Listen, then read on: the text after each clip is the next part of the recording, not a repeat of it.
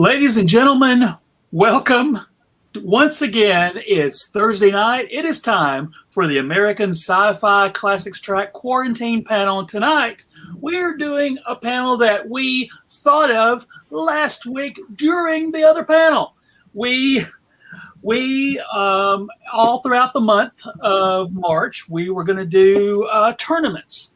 Wacky tournaments with fictional characters fighting each other. And we decided, let's do a battle of the bands. And then we realized there's way more than we thought of off the top of our heads. Welcome, Sean. Hey, sorry about that. I was just getting set up in another office. Do not fret. We are just getting started. And I was just refreshing everybody on the tournament so far. But what I was basically saying is this got away from us. We did 16 and it was not enough. And people have been yelling in capital letters on Facebook and elsewhere to probably all of us. Why didn't you include the Hong Kong Cavaliers? What about Dr. Teeth and the Electric Mayhem? Well, they are in the cup. We are going to pick randomly and select a 16-band tournament, and we'll see what happens. And let's see. So, to refresh everyone, in episode 1, it came down to, I believe, was it Spinal Tap? No, it was Wild Stallions versus... Yes, you are correct. It came down to Wild Stallions and the Soggy Bottom Boys from Oh Brother, Where Art Thou? Yes, it did. And Oh Brother, Where Art Thou? Soggy Bottom Boys. I'm still not okay. I'm very okay. I'm still a little messed up by it because I'm like, well, yeah, that happened, And I've actually been having this conversation all week with friends. Like, okay, legitimately, if we have these two people that are going against each other, where do we fall? And they're like, yeah, you probably made the right call. And I'm like, I know, I hate it. But at the same time, we all agree that Wild Stallions should have won morally. But when we're looking at it, and it's Lee's fault. It's Lee's fault. Lee did it. I'll take the blame. Wild Stallions had it. They won it, and then Lee's like, but wait, and then she made too good of a damn good point, and that was it. We're screwed. Look, it's tough being right all the time, Sean. What can I tell you? It really understood. But look at it this way: they do get to come back for the final Ultimate Championship. Yeah, that's true. That's true. And I don't expect to be able to sway the panel the way that I did last week. Like, that's not. Yeah, we're immune to your charms now, lady. Yeah. By the way, I'm Gary. Oh, yeah. Thanks, Gary, for everybody. While I'm typing, everybody, introduce yourselves, starting with one internet to my left. Everybody, welcome Tony Ann. Hey, everyone. I am a nerd of nerds. I yell in all caps in the chats when I can. And mostly at Gary. I deserve it. Well, we all yell at Gary, so we. But my day job, I am a professor of computer science, so I teach the children of America about things. So, guys, what we're going to do is we're going to, if you're just joining us, 16 fictional bands. We're going to pull them randomly out of the KISS Kup, which, of course, Kup is spelled with a K.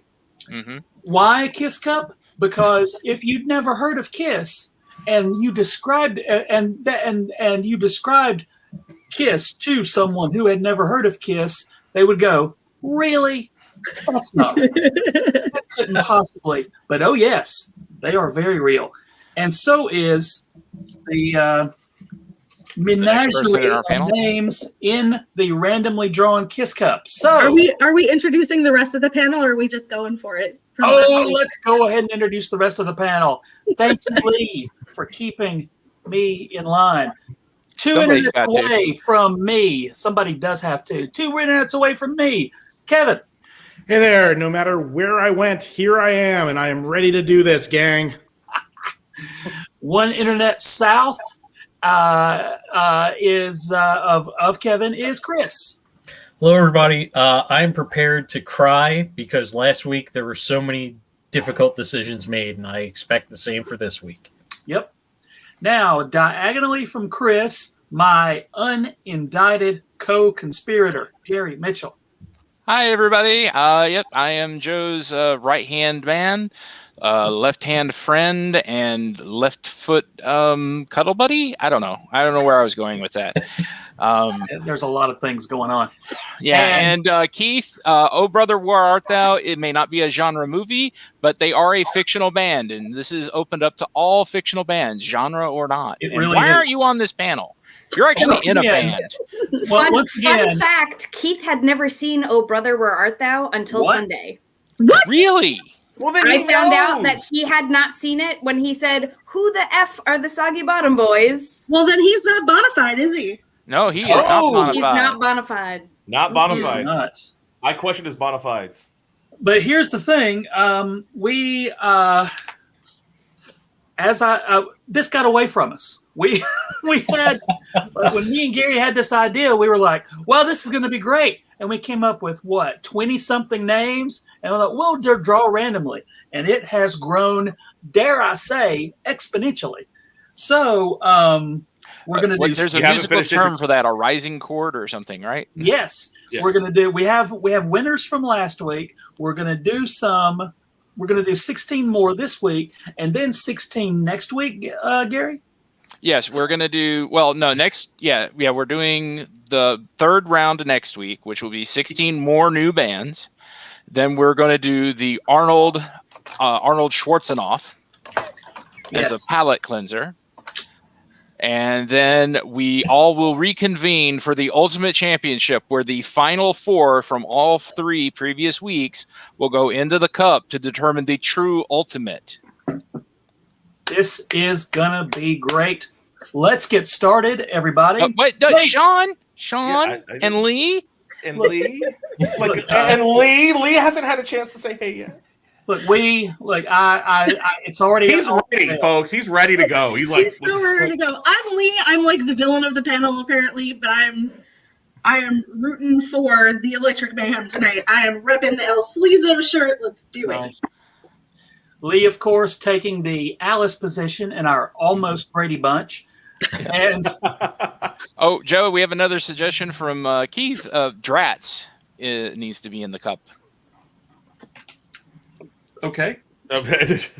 And while Joe's doing that, hi, I'm Sean. You guys saw me last week, and and I do not believe Lee is the villain. Lee just made an exceptionally cogent argument for why Soggy Bottom Boys should win. And you know what? A win is a win on that one, okay? And I mean, I'm still pissed about it, but I'm pissed at the fact that I'm like, but I still voted for them. It's not like I was the vote standout on Wild Stallions. It was a sweep last week. So. It was empirically true. What she said was just empirically true.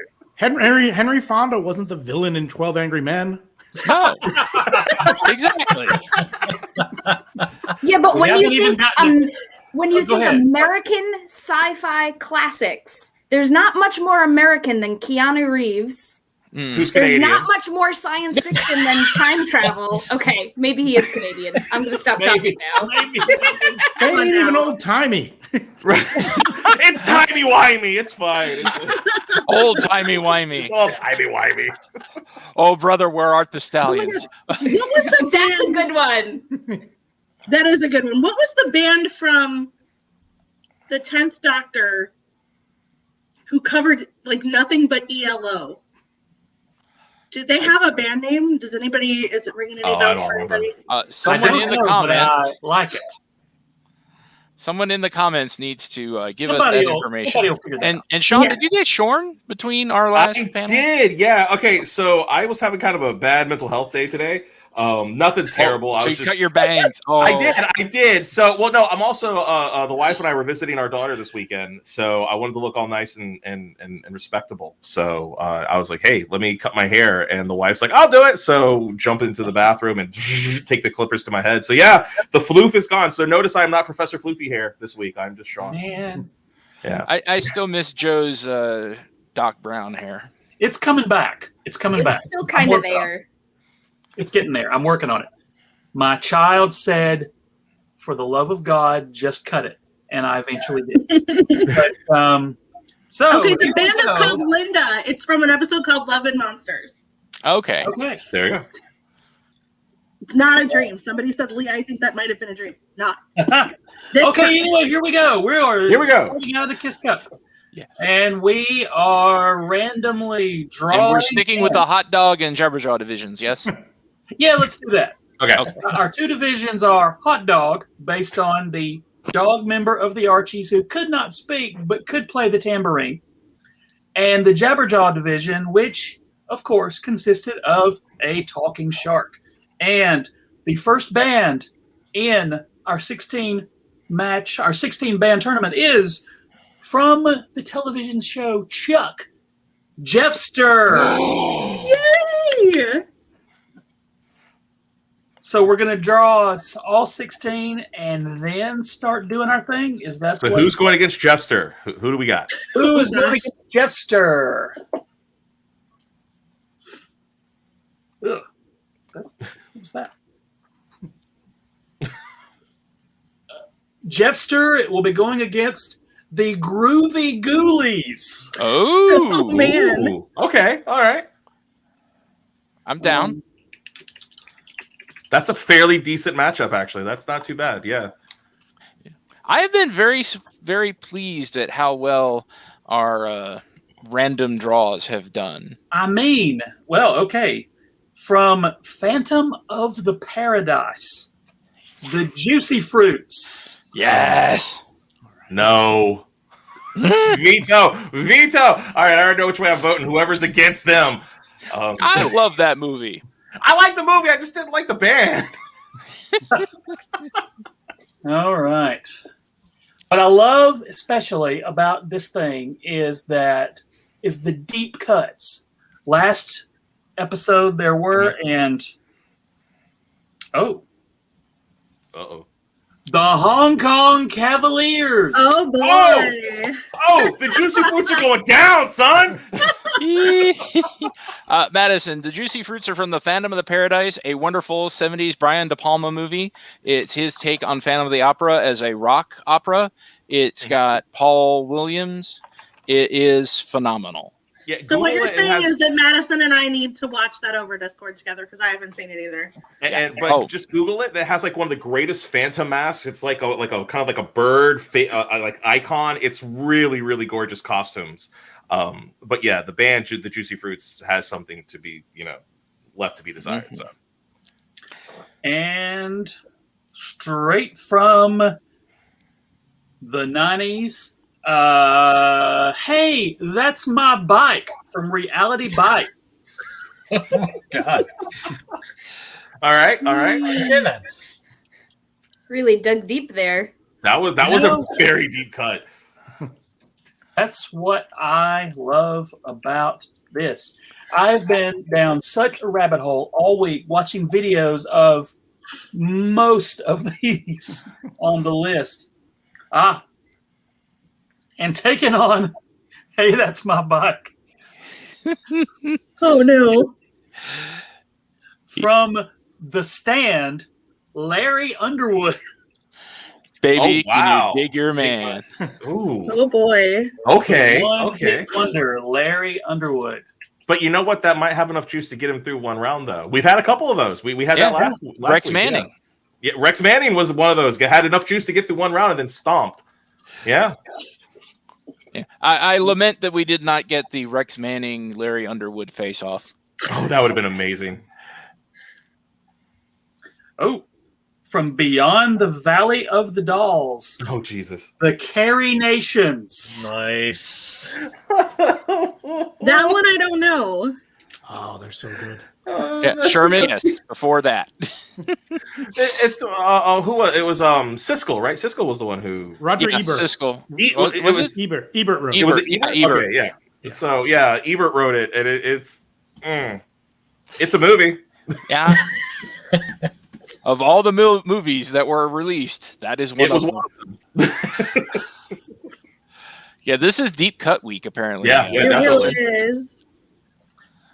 from Almost Famous, Oh, Stillwater, Hey. okay. Fever Dog. 3. Oh, okay. Now that completes the hot dog. hot dog bracket. Okay. Oh my gosh. Now, leading off the Jabberjaws bracket, Alvin and the Chipmunks. Oh my lord! Jabberjaw came out swinging. Oh Mhm. boy. It's like we're not got effing two. around. We're not freaking around here because it is an animated show. We can't say Ooh. No, you can't. Dave would really get mad at Alvin Oh yeah. if he swore. I wish I Dave's a had some high ass. helium because then I could actually sing like Alvin. We just have to talk really fast. Play a 33 From- RPM record at 45. You'll be There fine. you go. From That Thing You Do, The Oneders. Oh Why man. you put my matchup. babies against? Oh, gee, Wait. that's going to be the fight of the night for me. Okay, Uh, I'm in trouble. All right. Lola, they are in there. Emmett Oh, Otter yeah. and Otter and his junkyard band. All right, Just this that one, Christmas album, right? yeah, Yeah, just this that one one Christmas album. Is from a show that is delightful. The show is Gravity Falls. The band is Several Times. Yay. I've It is- just it's- recently started Gravity Falls. I don't think I've gotten to It's them yet. so good. That The whole episode is show is called amazing. It's called Boys Crazy, and it is a mad scientist clones a boy band, Okay. and they're all voiced by Lance Bass from NSYNC. It's great. I mean, as That whole gimmicks go, show it is doesn't sound. amazing. Yeah. As gimmicks go, that sounds pretty legit. So. Several times. Okay, we are. Let's see, we're at 1, 2. Hot dog. I'm just looking at my hastily scrabbled. All right. Okay, we still have 5 more picks to go, and it's not looking good for a lot of the people that are going to be yelling at us for the next week if they don't get in. I have Set- totally loved this week of people screaming at me. It's been wonderful. Set that caps lock now, people. Oh, and by the way, for those of you who haven't seen it, I've been yelling at Gary all week to let the Mega Stallions back into the competition because I felt like the daughters, Wild Stallions 2, should get their own rack at it, but he shot me down. So No, I said the Wild Stallions 2 can get in, but it's strictly the girls and the 5 guys they picked up. Mega Stallions had their shot. But then they had to bring in their dads at the end, so you can't. Like, you have to bring in the whole band or not. So you said no, so then they don't get to go in. So, Okay. but I tried, Internet. I tried. All right. ladies Keith, and you gentlemen. turn me on. Next up, to take on Several Times, straight from Jabba's Palace, Oh. the Max Rebo Band. Ooh. Yeah. Now that's a heavy hitter. Yeah. Nice. We are going to be. Again, Jabberjaw Division is not effing around. We're gonna have to. I'm gonna save all my references to that one word. Oh, ladies and gentlemen, Uh-oh. from Full House, Jesse and the Rippers. No. Cut it out. Ah! All right. Lord. Heaven to Murgatroyd. That's right. I remember that stupid ass. 3 more. Now I want Stefan from Family Matters to roll in a little bit. Oh gosh. Because didn't he do one electronic episode where he was like you're making music and stuff, right? From straight from what was the name of that place? It's okay. I will leave it to the comment section. But from Buffy the Vampire Slayer, Dingoes ate my baby. Hey, Nice, Yes. straight from Sunnydale. Sunnydale. Yeah, Yeah. what was the name of the club? I'm blanking. The bronze. The Bronze. That's it. Yeah. Oh, and I like Lola's suggestion. We have to pencil him in for next time. Number 1 in his trombone Oh God. from Next Gen. Oh no. No, that wasn't really a band. That was more of a hobby. Yeah, if you want to get a Next Generation band, you have to get Data and his little string quartet that he Oh, had. yeah. Yeah. Those cats, they could wail. So That's All right, we are down to the final 2 for this evening. Straight from Pawnee, Mouse Rats. Hey, man. Jabberjaw Oh, my really Lord. is not messing around tonight. man, I think we're about to have like a virtual riot here if the last one isn't who we. But if it's Mouse Rat versus the Muppets, that's going to be so hard. No, don't make me do that. That's going to be a beat sacrifice all over again. That's the poor And the Beats. final entrant for tonight. don't you do it. Don't you do it, Crow. You know he's gonna. Well, hey, it's No, look, completely random. It is random. Magic of the Kiss Kup. Yeah. It is from the lead singer, Austin Powers, Ming T. BBC. Oh, And the BBC. that's an easy one. Okay. BBC 1, BBC 2. All right, ladies and gentlemen, we have a round of 16 not entered in the tournament. Absent so far, Dr. Teeth and the Electric Mayhem, not in it yet. How? Next week. The other They band, got one more rant. They got one more week to try to make it in. the other band from Star Wars, the Modal Nodes. Wait, no.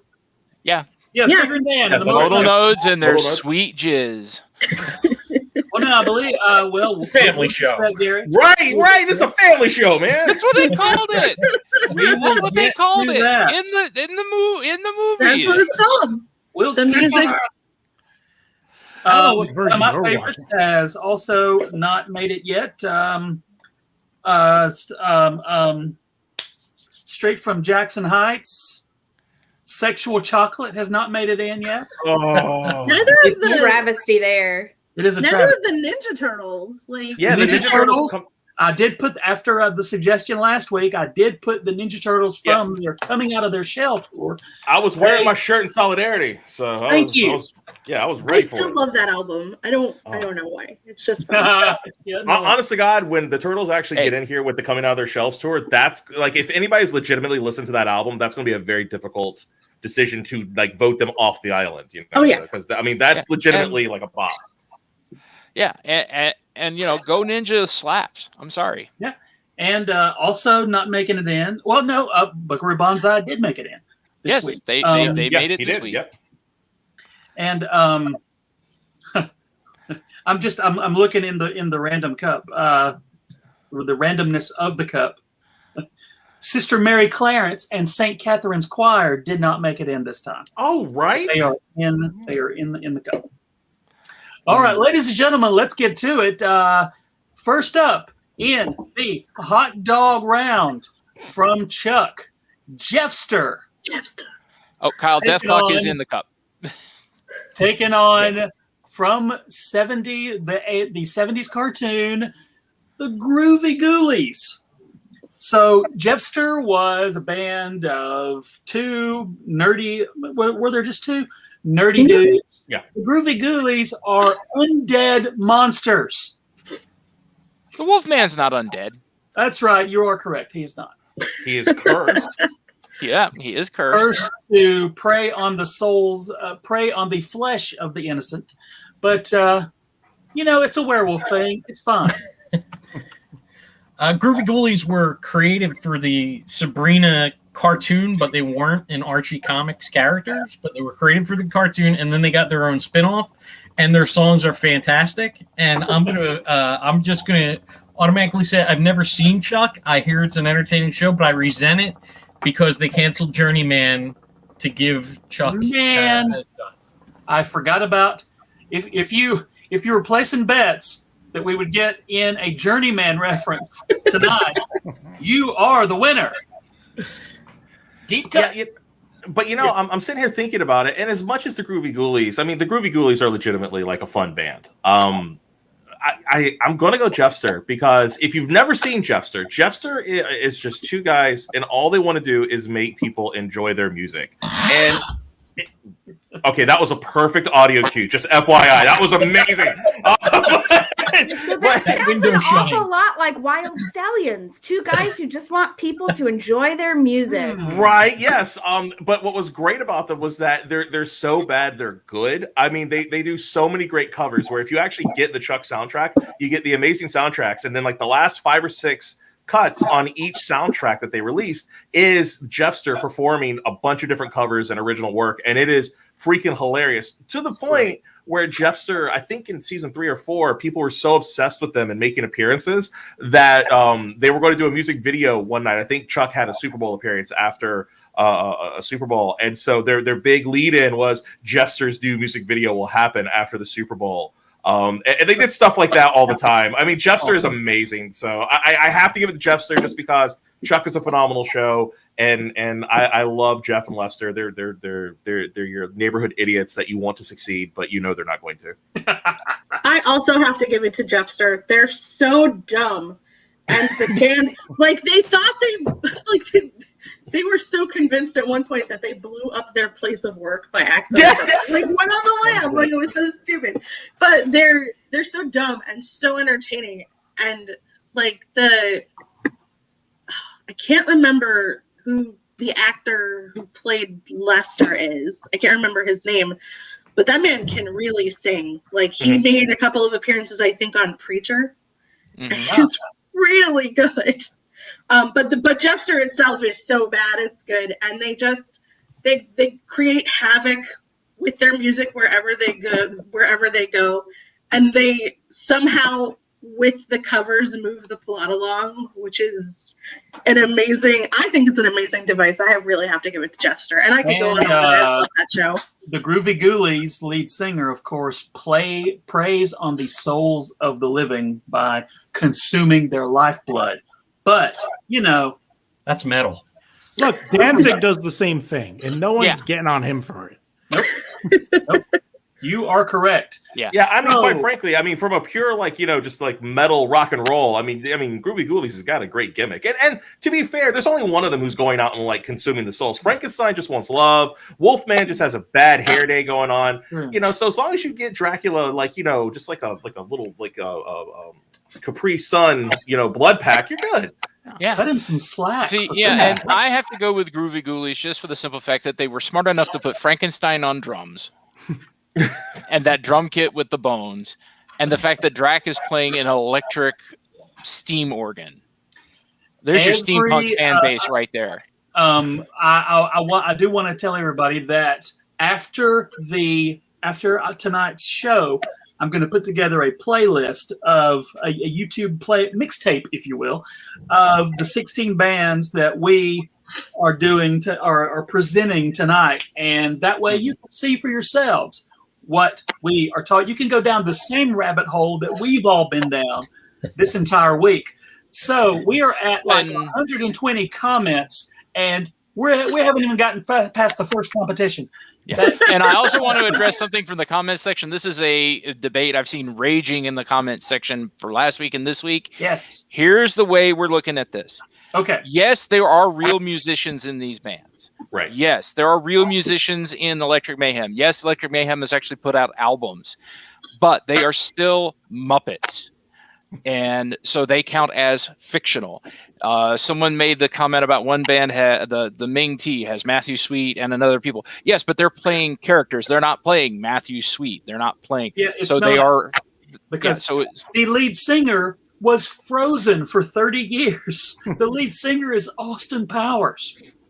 Yeah, so the band may consist of actual, legit, real musicians, but but there are characters. If they are fictional characters, so they are a fictional band, and we let them in.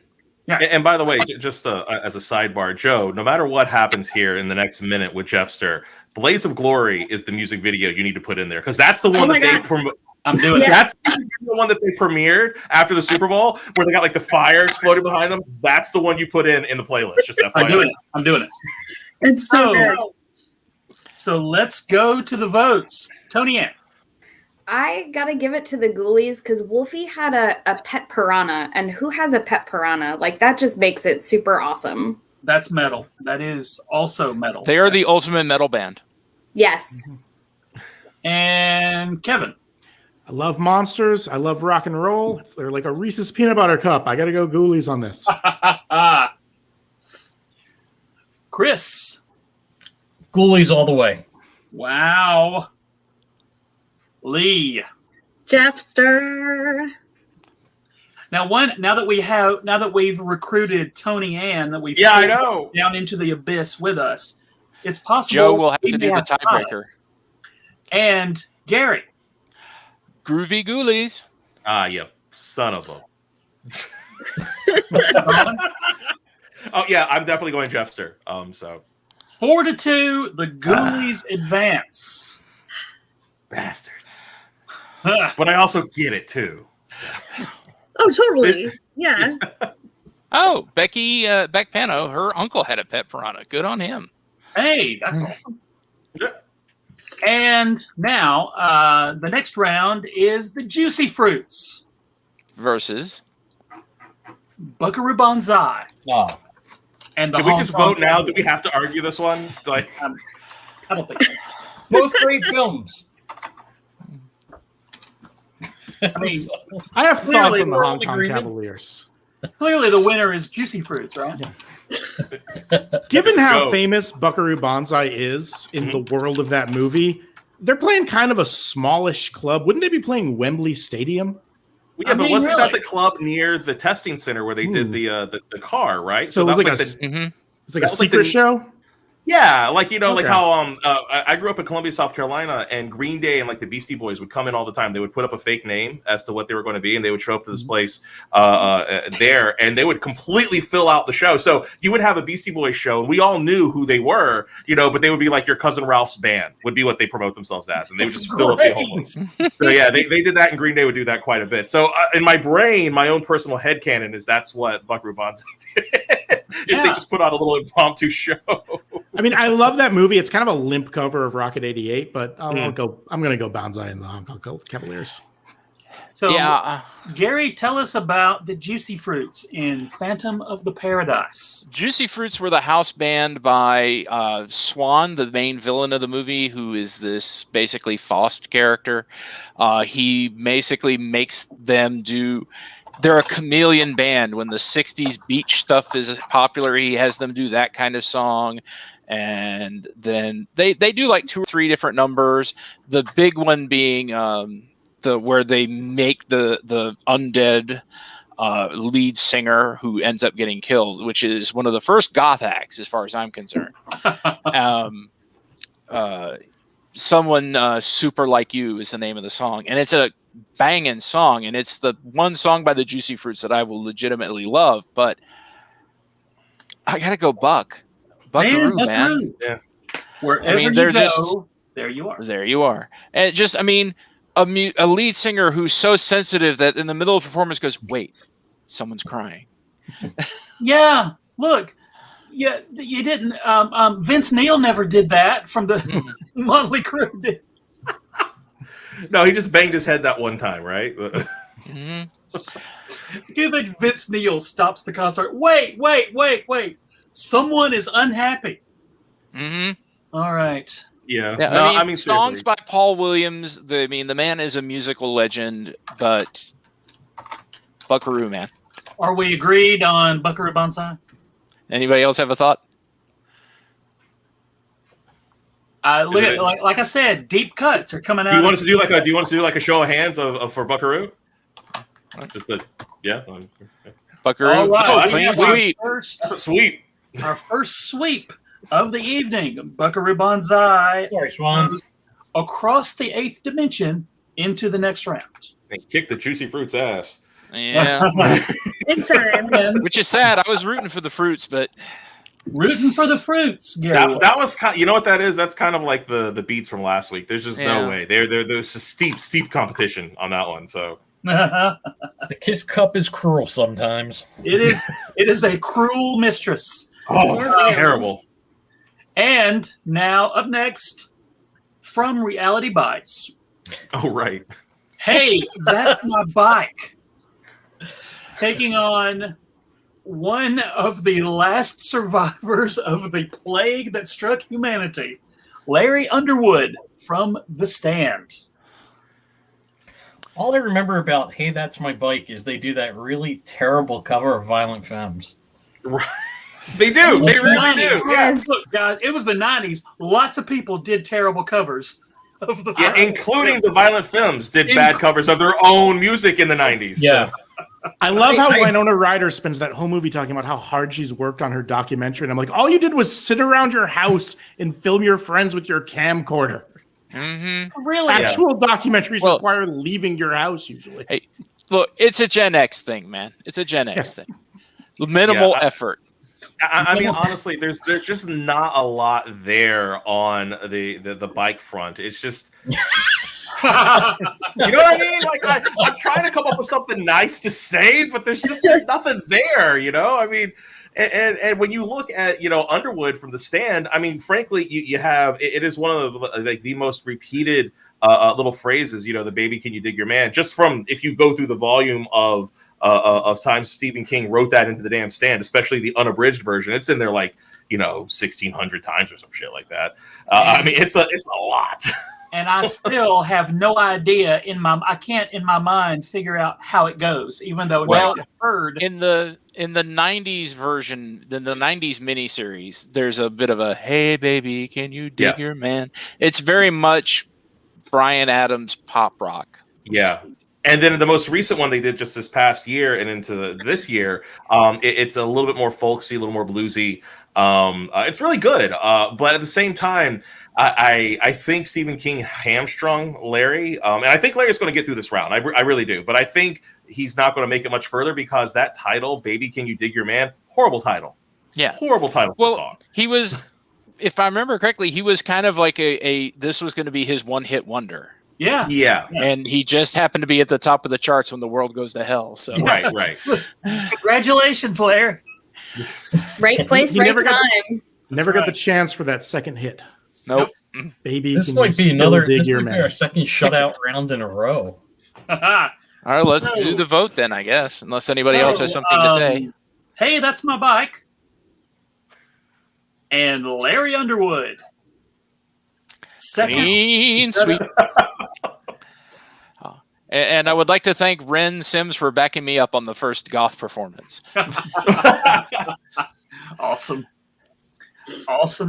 Let's keep it moving. The final match in the first round of the hot dog division is the Carrie Nations from Beyond the Valley of the Dolls against, from Almost Famous, Stillwater.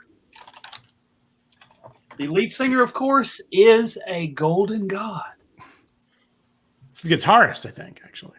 Yes. I know Stillwater is going to take this, but I'm going to do my pitch for the Carrie Nations because Please do. the Carrie Nations, like that movie Beyond the Valley of the Dolls, is completely bonkers. The Carrie Nation songs are so good. It's everything I like about music. There, Find It and Come With the Gentle People. It's just really awesome, kind of 60s garagey pop rock. And with Stillwater in Almost Famous, I know one of the hardest things to do in art is if you're like telling a fictional like story on film about like, here's a band who's doing a song and this band is supposed to be good or is supposed to be like really great to show like genius on screen. And they completely fail in Almost Famous, I think. Stillwater suck. They're just terrible. Who would want to listen to that track? And I love that movie, but Stillwater being terrible like really drags it down for me. And I just don't think they succeed in having Stillwater be a good band in the film. I love Philip Seymour Hoffman playing Lester Bangs, and I think they're a really great scenes in that film. They're all in the busing and Tiny Dancer. That's beautiful. But like the Carrie Nation, I had to hunt to get that soundtrack because I love those songs so much. Yeah, I couldn't agree with what Kevin said more. I mean, and just like I just felt like Stillwater was really kind of like warmed over country pop that just left me like really. I felt nothing like, and I love Almost Famous as a film, but yeah, Carrie Nations has their songs are just so much better. That's another band that didn't make it in this time, the Misfits, who claim that their songs are better. Let's do Sean, Lay, anybody else? I mean, I'm sitting here like just trying to like, because I mean they're giving their very subjective opinion, and I'm like, well, my subjective opinion is they're wrong, you know, and I'm like, I don't really want, because like dude, like it's not a good band. I'm sorry. Like Stillwater for me is a much more jammable. Like I enjoy them a lot more. I also like the fact that Lita Ford actually was doing the vocals, right? Isn't that the mythos of that? But yeah, calling it warmed over country pop. Oof, that was honestly like that kind of shook me a bit. Like, thank you, like my soul hurt. Sorry. No, I mean, again, valid criticisms are valid criticisms, but I'm just like, wow, you know, and I'm just trying to muster up enough disdain for, you know, Valley of the Dolls to go like, honestly, this is the biggest thing I could say. I remember Stillwater. I remember the performances. I remember some of the minutia around it. The music from Valley of the Dolls is so forgettable. I don't even have a good memory of their performances in it. I just don't. Even when the Strawberry Alarm Clock show up in the party scene to sing their hit Incense and Peppermints. Clearly someone has done their homework. Clearly, this had an impact on Kevin. It did not make that impact on me. Strawberry Alarm Clock was a real band. Yeah. Yes, it was. They were a real band, not fictional, so they are not on the list. Yes, There'd be no mean team without I want to know what Ebert was taking when he wrote that. But no, seriously, I mean, but bringing in Strawberry Alarm Clock though, I mean, talk about like having like the biggest like drum riff of all time. Like if you wanted to find the '60s, that bump bump bump, like that's it. Like that's the '60s in a nutshell. But they're not the ones. Like if it was them, I'd give it to Valley of the Dolls. But I'm going to give it to Clearwater for me personally. But okay, I also appreciate Kevin and Chris's extremely pointed commentary because I'm like, it's an impassioned defense. Yeah. So let's do it, Tony Ann.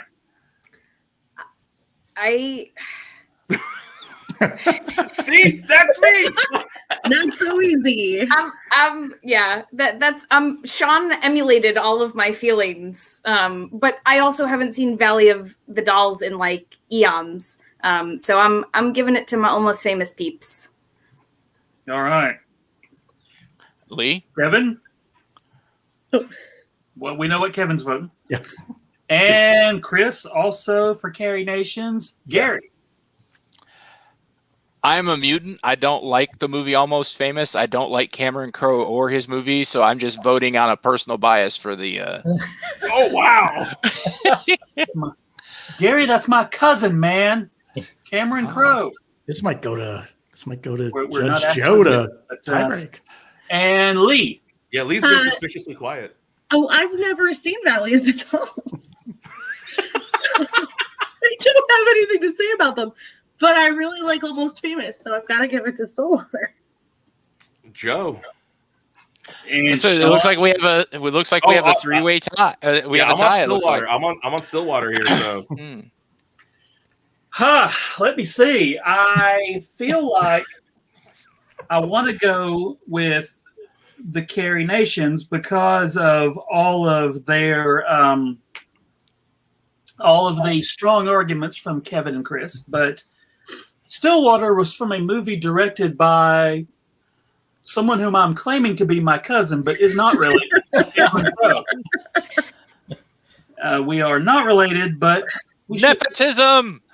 Nepotism for the win. Even worse. Yes. You know what? That's why I'm doing it. Nepotism wins. Stillwater moves on to the next round. Look, man, I voted Eddie in the Cruisers last week because he's my cousin, so I don't blame you. Yeah. The music business runs on nepotism. Let's be honest. Let's be honest. So that finishes out the hot dog first round, and now we are into the Jabberjaws division with From That Thing You Do, the Wonders, going up against Large Talking Chipmunks, Alvin and the Chipmunks. Alvin and the Chipmunks. Here's the only thing I have to say about Alvin and the Chipmunks. In the 1980s, they put out Chipmunk Punk. Yes. And they covered Good Girls Don't on that album, which is not a song that children should be hearing chipmunks singing. And I respect them for that reason and that reason alone. That said, who's the other one? The Wonders. The Wonders. The Oneders. It's the Oneders. That Thing You Do song is just power pop magic, and it is such a perfect thing. And there's an example of, and I'm sorry, Sean, because I don't mean to point this out, but there's an example of where a movie hinges on the music, and that song is so utterly perfect for that movie. And that song is damn home run. Yeah, I got to give it to the Oneders on this one. Okay, by the way, I'm not sitting here. I'm with you on this. Yeah, by the way, I'm not sitting here saying that Stillwater, aka Almost Famous, I'm just saying if you're comparing them to the Wonders and That Thing You Do, oh yeah, they blow them out of the water. That Thing You Do is literally my favorite movie of all time. And I only recently discovered this like maybe 3 or 4 years ago, because for a long time I was claiming another movie, and my wife was like, you don't watch that flick nearly as much as you do That Thing You Do. And I was like, yeah, but that's popcorn fluff. She's like, who cares? You watch that movie like 6 times a year. And I was like, yeah, that's because I need to hear the song. And she's like, you own the album. We've met most of the band. She's like seriously, like we've met most of the actors in the band because we go to Comic-Cons and stuff. And we're just like, and she said, admit it, That Thing You Do is your favorite movie. And I was like, son of a bitch, she's right. And I mean, it's Great true. Scott. It's just good. Please go ahead. Yeah, sorry, Lee. Lee, go ahead. I think that was Tony Ann. Oh, I'm sorry, Tony. Oh, I'm no, sorry. I was just saying Great Scott, like you had an epiphany. Oh, yeah, absolutely. Yeah. Or in this case, Great Tom and Everett Scott, right? Like, yes, exactly. But no, I mean, the Wonders, that Thing You Do, and I think it's funny because they had a version of that song that they wanted to do, and they weren't quite sold on it. And Tom Hanks is like, look, I love what you guys did here. It's a very modern take. Can you give us one that's a little bit more 60s-ish? And they came back and they did another whack at it, and that's the one that they finally put into the movie. So if you listen to the end credits, you hear the more modern version of that song too. But yeah, that freaking is just a bop. It's so good. Yeah, was that the late great Adam Schlesinger, Fountains of Wayne, who wrote that? Yep. Mm-hmm. Yeah. Oh, that's right. He died. Yeah. I've got to go in the other direction here. I kind of have to give it to Alvin and the Chipmunks, if only for like sheer nostalgia. Like it's just, so I mean I grew up on watching that stuff. I was an '80s baby, like and like sitting here and thinking about watching all that. Like I see where like as a kid you watch that and you're like, I want to be in a band. Like I want to be a musician, and so like they're not that musically. They're not that great. Obviously, they're the damn Chipmunks, right? So they're not. They're funny and they're fun. They're not that great, but I still kind of have to give it to them just because one sheer volume of music that's come out. Like they've been around. They started way before the 80s, didn't they? Oh, they started in like the 60s. Oh, yeah. Yeah. So they've been around forever. They keep coming back. Like there's so much like a of it. fungus. But it's fun fungus. It's fun. They put the fun in fungus. Come on. I gotta go with quality over quantity on this one, because That Thing You Do, like that, the song, I could listen to it forever. I'm not necessarily always in the mood for Chipmunks, and maybe I'll listen to like 5 seconds before I'm like, oh God, this doesn't hold up like it used to when, I did watch that, growing up. But I think it's just that the quality of that one song for me outweighs everything that the Chipmunks did, including all their like Christmas crap and all the, you know, all the other albums that they put out, because I just can't. It's like when a 3-year-old screams at the top of their lungs. Like sometimes it does that to me, but sometimes I'm in the mood for it. But if I can't listen to a song all the time, then I can't give it to that band. Okay. Yeah, and Keith points out that Alvin the Chipmunks debuted in 1958. And that's kind of where I'm at in this as well, because, you know, as a kid, I loved Alvin the Chipmunks. I had their albums. I screamed along with their albums. And they do have that longevity. They do have, you know, they've done every genre. But again, this is another Rex Manning situation. They've got the Wonders only have one song, but it's a damn good song. Ladies and gentlemen, a comparison to Bob Dylan. Wow. That's my husband, ladies and gentlemen. There. Okay. That's my husband. Oh boy. That is a comparison I don't think anyone has ever made before now. I love it. I love it so much. That is a hill to stop. This is my hill. Wow. Yeah, so I'm gonna have to I don't know if they'll make it through the next round, but I've got to give it to the Wonders on this round at least. Yep. All right, so Tony Ann. Wonders. Kevin. You know, they play that Thing You Do song 15 or 16 times in that goddamn movie, and I never get sick of it. I'm always like, yeah, this is perfect. Wonders. Chris. Wonders. I feel like we may be headed for an upset. Gary. The Wonders. Oh my gosh. Lee. Chipmunks. And Sean. Absolutely going to be the Wonders. And just so everybody knows, remember, they also had Come On Pretty Baby, which is also another really good bop in that movie. So and odd instructions for the weekend. Never mind. And also, I would like to remind everybody that of two things. One, the Chipmunks, while they may have taught or instructed Lee or got Lee interested in, and maybe you think, hey, I want to be in a band. It made me want to just wear a foot-length sweater all day. I still do. I still want to do it. There are worse things. There are worse things. That's some quarantine fashion right there. Just a big giant J and J. Boom! Look, I'm done. Is he wearing it regimental? But and then their theme song in the 80s, they spelled out their name so great for an English major to learn how to spell. But they have gone down in the first round. That is an upset. The Wonders. No mercy. No mercy. I'm just imagining the Wonders playing on stage and they accidentally step on Alvin and the Chipmunks. Ah! Are we sure that Alvin and the Chipmunks haven't covered that Thing You Do? Because it seems like something that could happen. They probably have. Yeah. All right, who's next, Joe? Next up. By the way, Pants Are Optional is a good name for a band, just FYI. Ren, good name for a band. So Theme song of 2020. Yeah. I am pants free. Next up, from Buffy the Vampire Slayer, Dingoes Ate My Baby. And they are taking on Jesse and the Rippers. You know, this is the second band tonight to have a werewolf member. Yeah. I forgot all about that. And the first Gary breaking out the pop-up trivia. The first band has made it through the first round, so we could have a werewolf versus werewolf confrontation in the finals. What was Oz? What was it Oz did? He was a drummer, wasn't he? He was the guitar. Yeah, Oz was a drummer. Or he was a guitar. Yeah. Well, no, I'm sorry. He was a bassist. He was the bassist. Player. Oh, He played okay. the bass. Yeah. Okay, well, so does the werewolf and the Groovy Ghoulies. Uh-oh. I see a showdown. Always the bass player.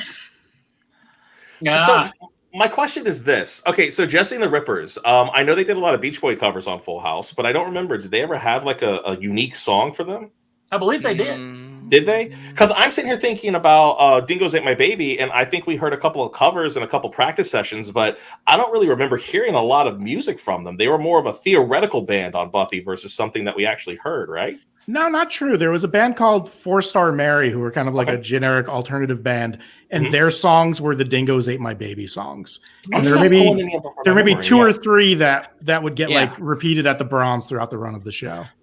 We never saw a legit performance, I think, by Dingoes, but they would be doing something in the background while everybody was talking. They'd be like 10 seconds to them, and then it would cut away to Buffy being like, "Angel didn't talk to me." That's pretty much it. I mean, that was a great. We're trying to listen to the music, Buffy. Oh God! Keith found it. The Chipmunks did do that thing you do. Oh no! I think that's got to go in the playlist. That has to be the playlist. Yes, it's on there. God help us all. Yeah, that is amazing. I love it. Of course they did. Did they just negate out? I think the universe could explode with that. That's. I just think that the Chipmunks get to come in and play backup with the Oneders in the next round, but they're not technically in the next round. They're just playing backup. Maybe the Wonders can do the "Christmas Time Is Here" song. Yeah. Oh, and Ren Sims said that they did perform in the Bronze, and the closed captioning will actually show up in the lyrics. Will have the closed caption. Yeah, they had a song called they had a song called "Pain." I think it's on the like if you buy the Buffy soundtrack album, which I did at the time. Yeah, me too. Just a couple of 4-Star Mary songs on there. Well, here's the thing with Uncle Jesse's band. Like he did like Kokomo and stuff, right? Like, not like anything anyone wants to hear, right? Well, as the band last week that got a couple of rounds in, the Human Band. The Human Band, Laszlo and Nadia's Human Band did Kokomo, and they did Kokomo. Everybody loved it. Kokomo. Yeah, but I mean, that's Laszlo and Nadia. I mean, This is Uncle Jesse, okay? Yeah. Those are immortal vampires with far more and I'm with Curtis. I actually like Kokomo, so all of y'all can just I'm actually sitting here kind of going I will not be invited back next week. That's true. I can already tell. Okay, I apologize. Kyle said, as did the Muppets. The Muppets also did Kokomo, in which Kermit was like a straight up hoe in that music video. Like, hey, Kermit's a player. I've been rewatching the Muppet Show on Disney Plus. He's a player. That frog's getting some action. He's got a type, and he's a hoe. Everybody, please. He does not have time for relationships. Is a player, but he used to flirt with all these other girls. Yeah, he doesn't have time for relationships. He's just getting busy. Okay, so let's bring it back to Earth for a second here. So the question is this: does basically being on because that was I think the Beastie Boys, the Beach Boys actually premiered Kokomo on Full House, right? Wasn't that like their big premiere of that? That's right. Of course they did. So if that's the case, if Kokomo is Jesse and the Ripper's big claim to fame, does that outweigh angsty, forgettable '90s rock from band I already forgot their name? What was the actual band name? Ate My Baby. 4-Star Mary. 4-Star Mary. See, I'm not. Does that balance out? I don't know. Like I kind of have to give it to Jesse just for Kokomo factor. I think. Uncle Jesse, man, he's cool. But I want to give it to Oz because I like Buffy the Vampire Slayer. Oz, Stamos, like a vampire, is oddly ageless. If we're talking cool factor, I think the Dingoes have it. But if we're talking musicianship, then the Rippers are kind of. Last week you took it away from Bill and Ted because of musicianship. So I'm just saying. I think we got a little bit of consistency. I am having consistency. I didn't say who I was voting for. I just said. I have to live with myself. I can't vote for Uncle Jesse. I can't. I'm with Chris on this one. I'm a 90s kid. I absolutely loved watching them, even if they didn't do much. I think we're just gonna have to vote it out and see what happens. We're gonna have to vote it out. So Dingoes Ate My Baby. 1, 2, 3, 4. Jesse and the Rippers. Jesse and the Rippers. I think Joe's about to throw his cup. You know what? No, I'm okay with that. I'm okay with voting for Jesse, but getting Dingoes into the next round. Because again, I wanted Dingoes to win. So I'm okay with that. I don't particularly Joe, like either band, but I like Buffy more than Full House. So I mean, like I said, Well, like if we're talking musicianship, the Rippers kind of have it, so I kind of had to vote for them. But I'm not mad about the Dingoes making it. Yeah. Stamos out of the tournament. Yeah, that to be totally honest, that's the main reason I voted for Dingoes. Is Stamos out. He's had a charm. It's because of the hair. Doing fine. Here is my favorite. Right now, here is my favorite matchup of the tournament, the first round so far, from Gravity Falls, which is awesome. The boy band several times, and they are taking on Max Rebo and his band, which consists of a whole bunch of jizz wailers. it's like They I love like the Lapkin jazz. Neck Max Rebo's band, and I hate the Jedi Rocks Max Rebo's band. So I don't know which one I'm voting for.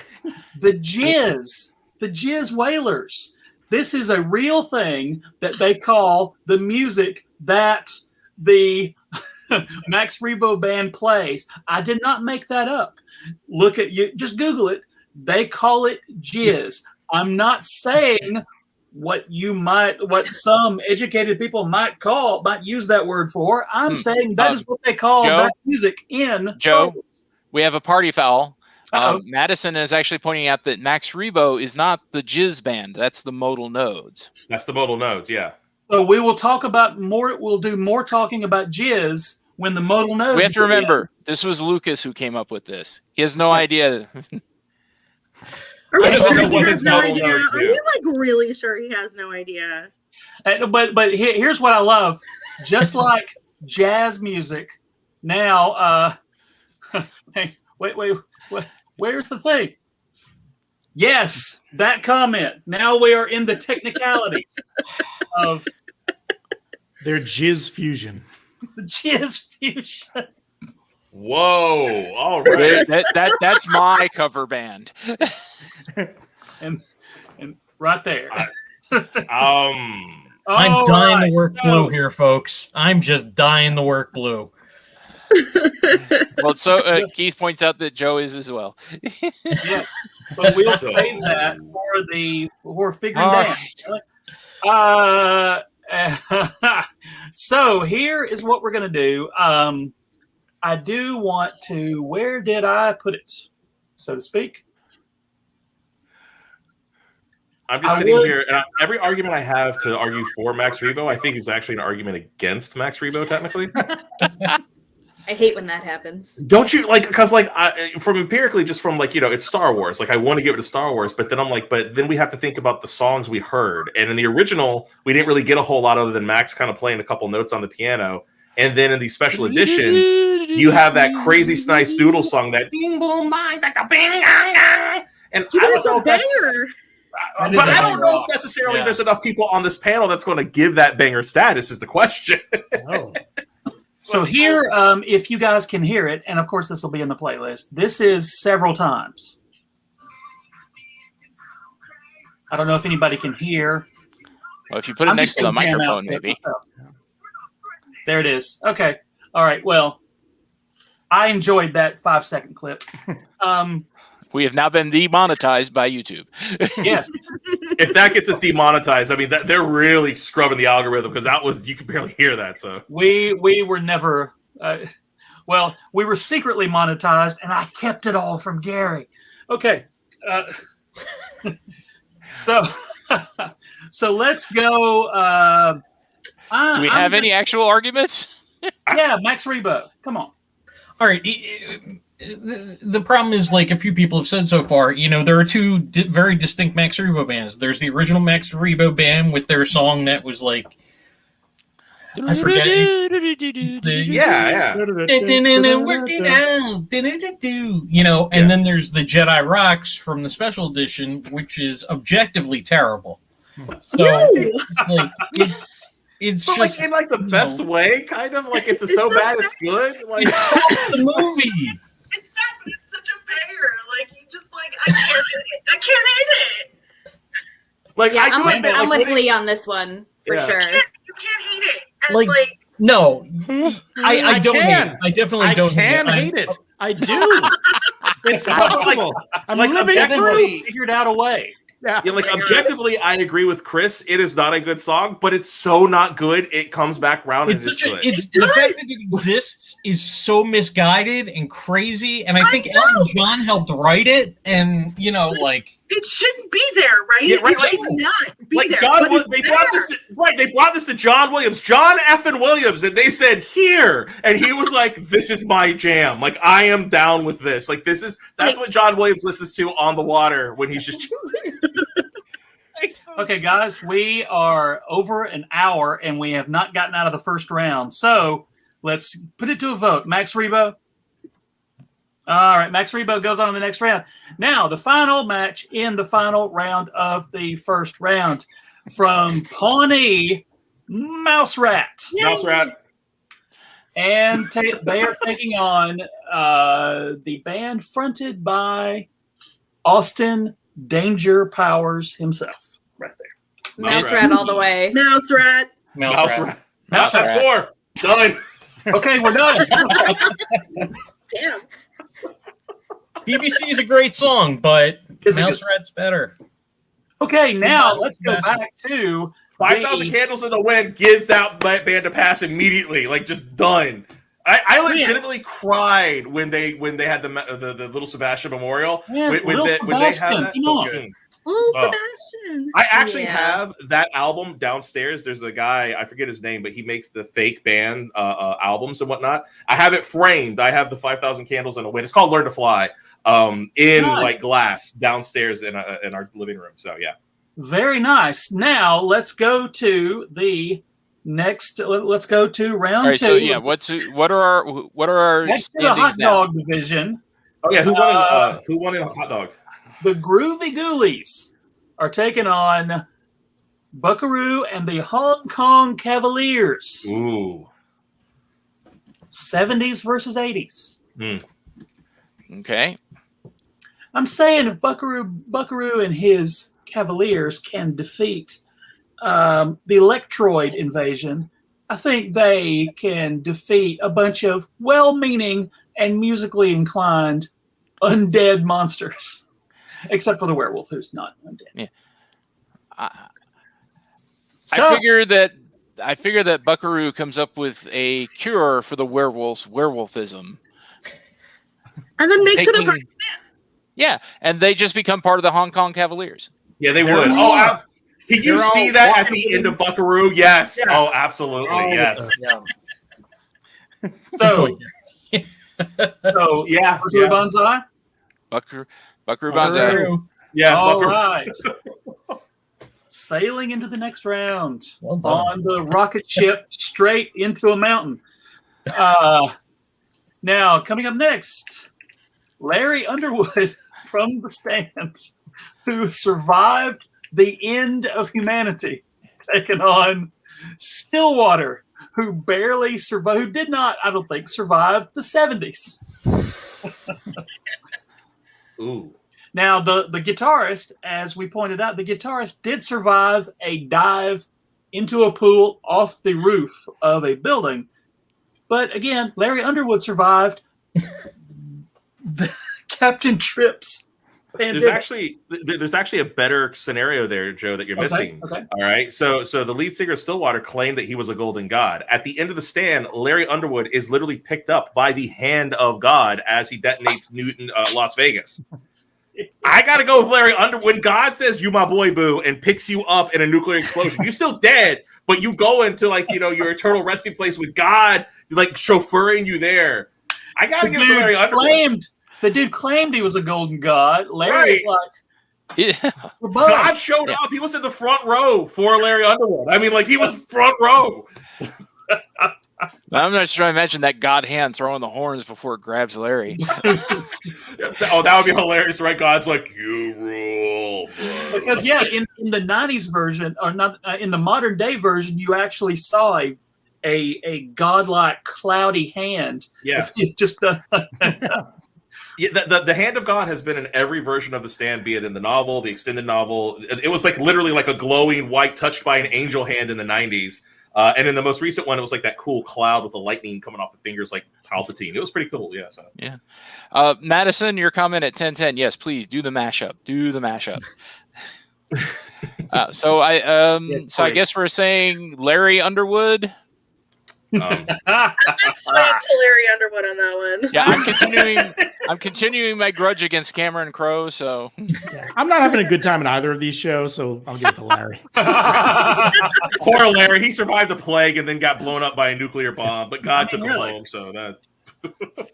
All right, moving on into the Cinderella band so far. The Wonders are now taking on the Max Rebo band. Ooh. Oh. See, now because of Jedi Rocks, I'm going to give it to the Wonders. Yeah. The Wonders didn't really have a chance to do something embarrassing later in their career, like They didn't have a late career embarrassment. Well, when the That Thing You Do special edition comes out next year, you might be eating those. Yeah, and this will be on the internet forever, Chris, so you can't take back your words. Tom Hanks comes out next year. I always envisioned That Thing You Do to be a different kind of movie. Yeah. When the That Thing You Do special edition comes out, there'll be a lot more girls in the audience. The special edition. John Lennon will come and play backup on one of the songs. It'll be a whole thing. Yeah, it'll be when weird. Disney buys them the rest of everything. Yeah. I have this vision of Tom Hanks standing somewhere with a sword going, "No, don't you come near my movie." Now, I would pay to see that movie. That would be funny. Tom Hanks versus George Lucas. That would actually be a pretty funny movie. Like, it's tough. It's a tough. Honestly, I mean, I'm sitting here trying to find a good reason to even consider Max Rebo in this fight. I mean, I can't think of one. I mean, again, I think the strength of that Thing You Do, just the song, is so strong. I think it blows anything out of the water. So they're going to do what Rex Manning could not. At least, yeah. So Max Rebo, Cantina, or just for my own mental health. So, because I can't remember, Cantina or Jabba's Barge. Jabba's Barge. Okay, so Max Rebo is dead. Everybody remembers people. Everybody remembers bands more fondly after they're dead. So now everybody's like, "Oh yeah, boy, Max Rebo's songs sure were good. He's at the bottom of a desert in Tatooine with the rest of the sail barge." But the Wonders, at the end of their movie, they're still alive. So they've broken up. Well, in the 60s, they're still alive. I mean, we're in 2021. Yeah, they could be dead. We don't know. They could be dead. Never occurred to me not survive the that pandemic. Rebo band's dead. Thanks, Joe. There's a band escape pod, escape pod that they launched out of. So they're fine. Max, that's what his 360 little piano thing is. It just no, they're like the Titanic band. They went down with the ship. You think so? They're still playing as the barge is. Yes. They're like Steinstoodles jumped in his lap and they launched out, but they left the Yusum behind. So he's like, "Rah!" and boom. I will say I would not be surprised if in the old Star Wars Tales comics that it turned out that they were alive, because they did that a lot in those short stories. But the only being we know who died on the sail barge is Jabba. Yeah. Right. And and also, the Book of Fett comes out later this year. Like he could go get his favorite band, which could excited. Right, and it could be Max Rebo. He could be like, my favorite band is Max Rebo. Get them back here. We'll have like Cyborg Max Rebo. And then we'll do Jedi Rocks and only one original member. I'm going to be so disappointed if that doesn't happen. Thank you very much. John Favreau. You took away Wild Stallions last week. That's your penance. This is what you get, Lee. This is what you get. We gotta vote. Max Rebo. You gotta vote. Max Rebo. Oh my gosh. The Wonders. I love it. Now, the final competition in the Jabberjaw round, Dingoes Ate My Baby, which contains an actual werewolf, against Mouse Rat, which contains Star-Lord. Burt Macklin, that son of a bitch. Alternate universe Star-Lord. Alternate universe Star-Lord. Yeah. I mean, Mouse Rat. What you got? Mouse Rat. Mouse Yeah, Rat? Mouse Rat. It's gotta be Mouse Rat. I Mouse mostly Rat. don't like Mouse Rat until they busted out the Little Sebastian song, but that song's pretty good, so I'm gonna go Mouse Rat. It's really good. Yeah. I mean, that was the point, though, right? I'm They going to were be the terrible dissenting at that dingo. song. They did a Parks and Rec Zoom reunion for charity at some point in the last 12 years, because that's how long this last year's been. And out of nowhere, to cheer up Amy Poehler's character, Burt Macklin, whose actual name, Andy Dwyer. Yep. he grabs a guitar and just they launch into Little Sebastian, the Little Sebastian song, and it is great. They all perform it. They all sing it live. Amy Poehler is crying. It's amazing. And it doesn't bother me that Mouse Rat are terrible, because they're supposed to be terrible when they're terrible, and then when they're supposed to be good, they're good. So well done show. Yep. Mm-hmm. Yep. So, Dingoes at my baby. Mouse Rat. Mouse Rat is going to the finals of the Jabberjaw division, but now I'm still disappointed we did not get the werewolf on werewolf band action. we'll do an all werewolf tournament at some point. There you go. It's all right, Gary. Your new band name is the Dissenting Dingoes. So. There you go. The Dissenting Dingoes. Now, who goes to the finals from the hot dog division? Is it Buckaroo Banzai and the Hong Kong Cavaliers, or is it Larry Underwood from the stand? Oh, Jesus. I think Larry's luck has run its course. I think Yeah. He has carried on with that one-hit wonder in the hand of God, but the oscillating overthruster. Yeah. God's hand ain't saving him from this round. Yeah, I mean, and then, Jeff Goldblum's going to roll up in his cowboy outfit. And, I mean, as much as I want to give it to Larry, I think Larry ran a good race, but, getting saved by... Yeah. Well, Larry's just going to ask, what is that watermelon doing there? And people will go, oh, you don't have time to explain. And right. So, Larry Underwood, Buckaroo Banzai. And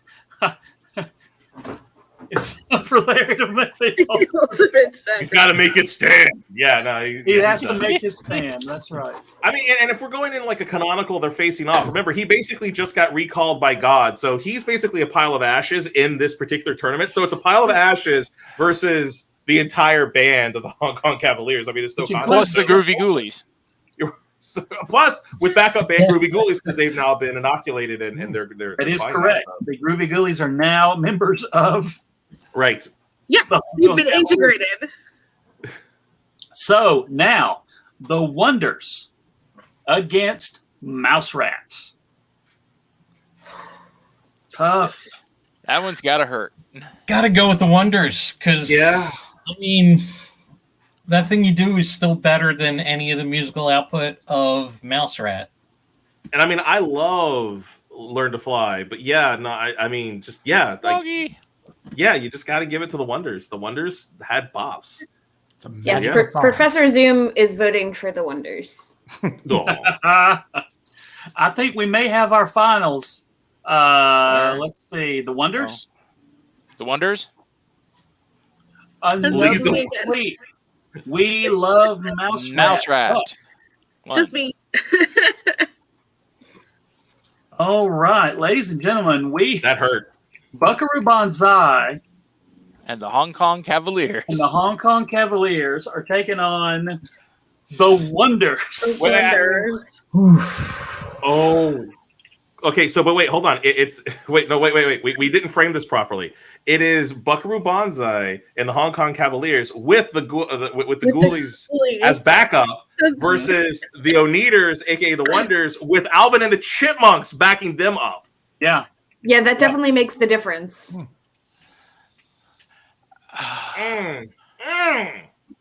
Tough. I really got to give it to the Cavaliers. Really? See, I was talking about the Wonders. I think the Cavaliers are a better band. They're a better 80s band. They're better musicians. And we've got Jeff Goldblum in Fuzzy 100%. Cowboy. 100%. Yeah. I too have to go with the Hong Kong Cavaliers here. You'd have a better chaps. That's the word I was looking for. Fuzzy chaps. Do the Wonders in there? The Wonders, spoilers, don't end up together at the end of the movie. But we have a reunion tour. No, but we kind of have to go with what happens in the movie when it comes to the final. This is your make or break concert moment. The Wonders broke up. And didn't even show for their final. And then Buckaroo, Banzai, and the Cavaliers, they were walking all together, and they're going to fight the World Crime League at some point. They're never going to fight the World Crime League, those lying bastards. That movie's coming out any day now. That was like the big... I was so excited as a kid when they said that. It never happened. I was like, you lying sons of bitches. So, let's see. Just for the record, the Wonders... I'm going Wonders on this one. And Buckaroo Banzai. Oh my gosh, ladies and gentlemen, Banzai. Your winners. Team Banzai. Buckaroo Banzai and the Hong Kong Cavaliers. I love it. I cannot wait till next week. This was amazing. Guys, thank you. It's so much fun. This one wasn't quite as painful of a final showdown. Yeah. We had a legitimate 10-minute long argument last week. Like, no, wait a minute. There was a lot of yelling. Yeah, this one came out with a new movie recently and a new, entry, and it was such a good entry and so feel good. It hurts to argue against it. Entire panel quoting "Oh Brother, Where Art Thou?" The whole thing, the whole time. Yes. I couldn't give it to him. I couldn't stay quiet about it. I had to step in on it. This one, the bloodbaths were early. Yes, Buckaroo defeated an entire race of aliens. The Wonders could not get along amongst themselves, while the Hong Kong Cavaliers are a team, sir. And so, ladies and gentlemen, everybody, let's go around the horn and everybody tell people where you can be found on the interwebs. Tony Ann. You can find me at Jersey Devil 86 on Twitter or at thegeekydevil.com, where I talk about watching Star Trek for the first time in my life when I started on January 2020. So I may have inadvertently caused the apocalypse, and I apologize. Don't worry about it. It's casual. It's fine. And over to you, Kevin. GleamingTheTube.net is the podcast about skateboard movies. Last week, we watched Most Vertical Primate. What are you watching next? Next is Moxie, the new Amy Poehler directed film. Oh, man. I just watched that. It's really good. You should probably like that. Yeah. Cool. And Chris. Hi, my name is Chris Cummins. You can read my writing at denofgeek.com, and every Friday night at 7:30, I have a show called Sci-Fi Explosion, which is a comedy video variety show on Twitch under the name Sci-Fi Explosion, and every Saturday morning, I do a 4-hour block of retro cartoons, also on Twitch at Sci-Fi Explosion. And didn't you just have James Urbaniak watch something for you?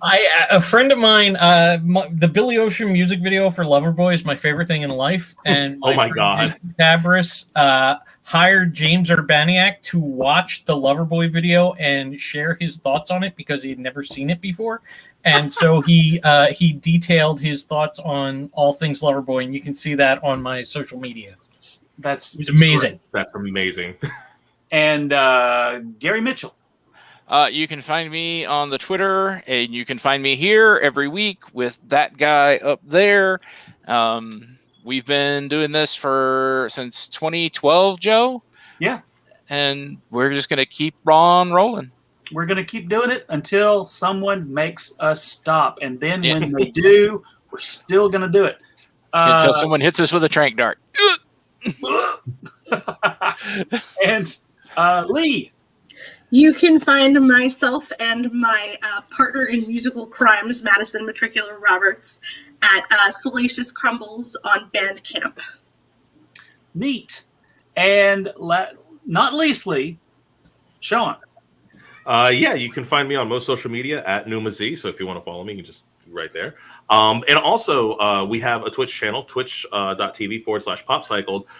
And starting this coming week, we're actually switching things up. We've been doing political podcasts for a little while called Constitution Check, where we've been teaching people about the Constitution. But we're taking a season break, so we're taking the next 2 or 3 months off from that. And we're deciding to share some of our favorite fandoms with just people. So the first week, we're covering my wife's favorite horror movie series of all time, which is the Friday the 13th series. And when you guys hear which one is her favorite movie, I'll tell you it involves a boat.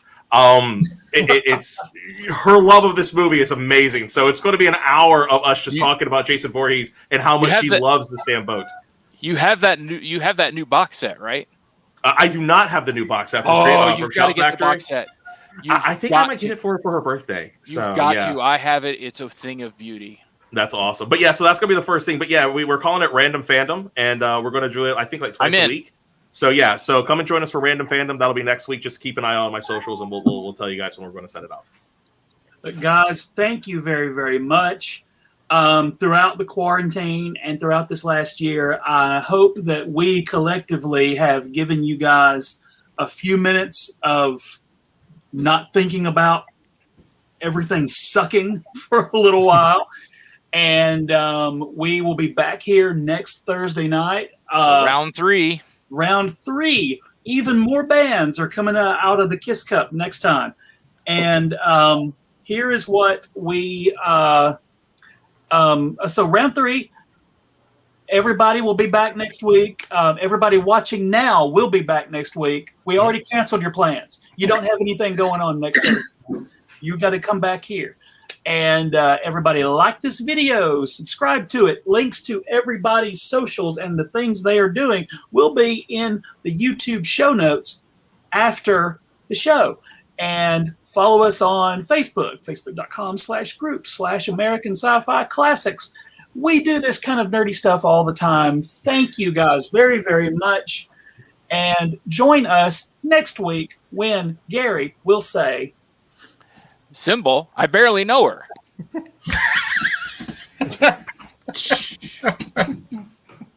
Ba-da-bum-bum-bum. good night, everybody.